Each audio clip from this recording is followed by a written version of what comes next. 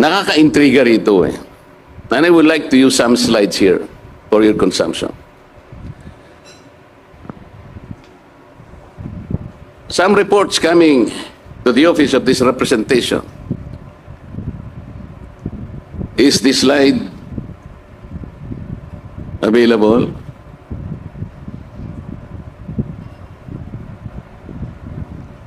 Makikita po niya, ito po yung slide 1.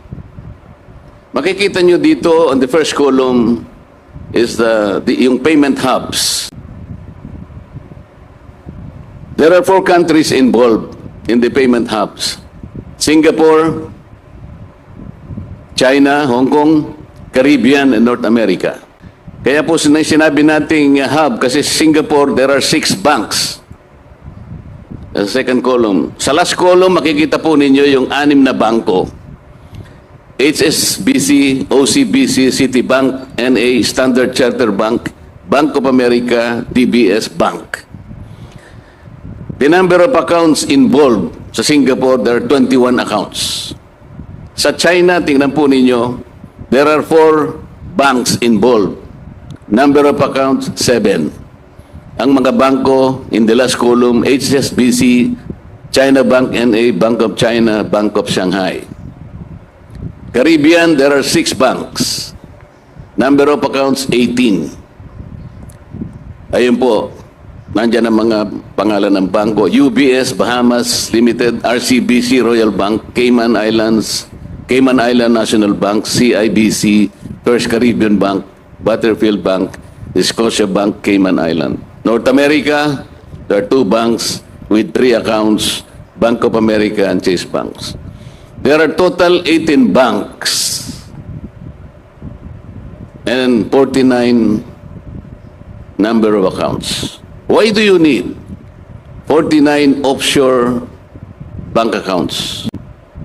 If the money involved here is not so huge, well, first of all, why do you need 49 banks? Offshore accounts. Are you supposed to move sizable amounts of money globally? Kaya kailangan mo ito. The most intriguing part here, ladies and gentlemen, is that these accounts are traceable to one COMELEC official. This is a work in progress. You must be patient with me, and you have to bear with me because we're still verifying most of these accounts. But I will tell you that if you go to the second slide, please. The second slide, the total offshore bank account worth 15.2 million or almost 1 billion pesos. Ito po yung totality ng 49 accounts, offshore accounts. And take note, at least 2.1 million or more than 120 million are deposits made from Korean bank accounts between 22 June 2023 to 22 March 2024. What is the significance of this covering period? 22 June 2023 to 22 March 2024.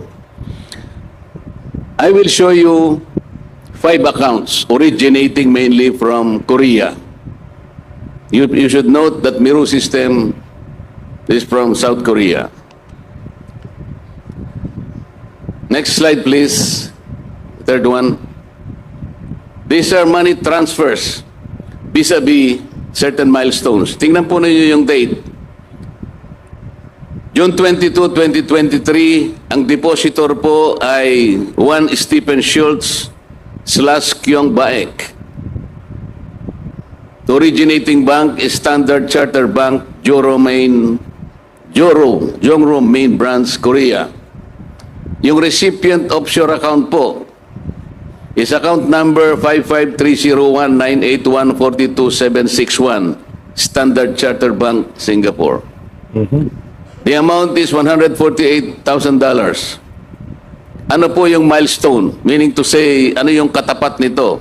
On June 2023, COMELEC declared the previously procured and government-owed PCMs as unserviceable. Alam na po ninyo yung previously procured and government-owned BCMs, kung kanino galing yon. On June 15, 2023, private petitioners filed a petition to disqualify a former BCM provider from the bidding process for the 2025 automated elections. Alam po natin na na-disqualify na siya. Next slide. Yung date po titingnan nyo is August 15, 2023. Yung depositor is a certain Yoon Do-yoon, originating bank, Woori Bank, Seoul, South Korea. Recipient offshore account number 7300083602150. Bank of Shanghai, China. Titingnan po ninyo na ang iniikutan nitong mga accounts na to ay 5 accounts ito, as you will see in the next slides. The amount $157,350. Ang katapat na milestone, on July 21, 2023, COMELEC approved the terms of preference for the 2025 national elections. Pero the TOR was approved without convening the COMELEC Advisory Council. This is in violation of the Omnibus Election Code. August 23, 2023, Depositor Dai Xionghan, originating bank KB Kookmin Bank, Shurindong, Seoul, Korea. Account number 3310457011274. Ito po magre-replicate sa in the next slides. HSBC Bank, Hong Kong. The amount $285,900. On August 10, this is the milestone, 2023, COMELEC and bank issued an order directing its law department to comment on the petition for disqualification of Smartmatic. Please note that the COMELEC's own law department submitted its compliance, arguing that there is no legal basis on prohibiting Smartmatic from participating in the bidding. Pero this is water under the bridge. Na-disqualify na Smartmatic. Next slide. Continuing transfers. Date, September 13, 2023. Depositor Juan Lee, Sinhan Bank, Yowie, Dairo, Seoul, Korea. Account number, ito, lumas na po sa nakaraang slide. 3310457011274. HSBC Bank, Hong Kong. Amount $157,488. Milestone, September 2023. According to news reports, COMELEC begins market survey on potential bidders for 2025 national and local elections. COMELEC has also claimed that as much as 10 companies have showed interest to bid for the contract to supply the automated election system and new BCMs. Pero hindi nangyari po yun, sapagkat sabi ko nga, isa na lang ang natira after disqualifying Smartmatic. 13 September 2023, Depositor Hee-Jin Kang, KEB Hana Bank, Itaewon, Seoul, Korea. Account number 11385007142005. OCBC, Singapore, is the recipient offshore account. Amount $188,540. Yun po yung dalawang milestone in the month of September. Next slide.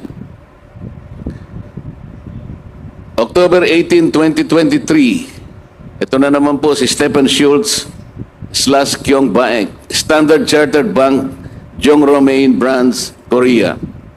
Account number, naulit na naman, 5530198142761, Standard Chartered Bank, Singapore. Daming kwarta, ha? Amount $295,280. Grabe. Ito po yung milestone. COMELEC made a pronouncement that the bidder cannot be disqualified on mere speculation, but they did, which is consistent with government procurement rules. But after the deposit on October 18, COMELEC should later flip on this stance when it eventually issues on November 29, 2020, a resolution disqualifying its previous service contractor based on mere allegations in the U.S. in connection with former COMELEC Chair Andy Bautista. I told you that. October 30, 2022, COMELEC still used the previously declared unserviceable machines from former provider in the Barangay and Sangguniang Kabataan BSK elections. Next slide. Date December 7, 2023. Ito na naman po si Hyun Do-yoon, Uri Bank, Seoul, Korea. Grabe, Account oh. number, naulit na naman, 730-0083-602-150, Bank of Shanghai, China. Amount, $185,932. Milestone, on November 29, 2023, COMELEC disqualified a prospective bidder from participating in any bidding process for the 2025 NLE despite previous pronouncements. December 14, 2023, Hee Jin Kang, KEB Hana Bank, Itaewon, Seoul, Korea. Account number na ulit na naman 113-850-071-4205. OCBC Singapore. Amount $245,800. 14 December 2023, ang katapat na milestone, Myri is the only company to submit a bid. 19 December 2023, Dong Yung Jang, Uri Bank, Singapore. Ito, naulit na naman ang account number 5530198142761, Standard Charter Bank, Singapore. Grabe. Amount $275,100. The second bidding process, ito yung katapat na milestone, was originally set on January 4, 2023. Prospective bidders requested for an extension to comply with the requirements. However, the COMELEC moved the deadline to 8 January 2024. The bidding was both opened and closed on the same day. Last, the date, March 22, 2024. Depositor Deborah Reed, Hana Bank, Yujuro, Seoul, Korea. Recipient offshore account, naulit na naman 730-008-3602-150, Bank of Shanghai, China. Amount, $178,200. Milestones, January 8, 2024, COMELEC declared Miru as the sole qualified bidder. February 21, 2024, COMELEC and bank demonstration of prototype Miru machines. Yung prototype po are not the machines themselves. The prototype na sinabit nila for demonstration is a customized one but not produced yet. They have yet to produce the machine. 22 February 2024, COMELEC announced the 18 billion award in favor of Miru Systems. 18 billion pesos. 23 February 2024, Miru received the notice of award. March 11, 2024, contract signing between COMELEC and Miru Systems. Ladies and gentlemen, these are intriguing information. They are alarming, to say the least. Sabi ko sa inyo, this is a work in progress. We have yet to verify all this. There are 49 offshore accounts. Ang binanggit ko lamang po are those specifically originating from South Korea for obvious purposes.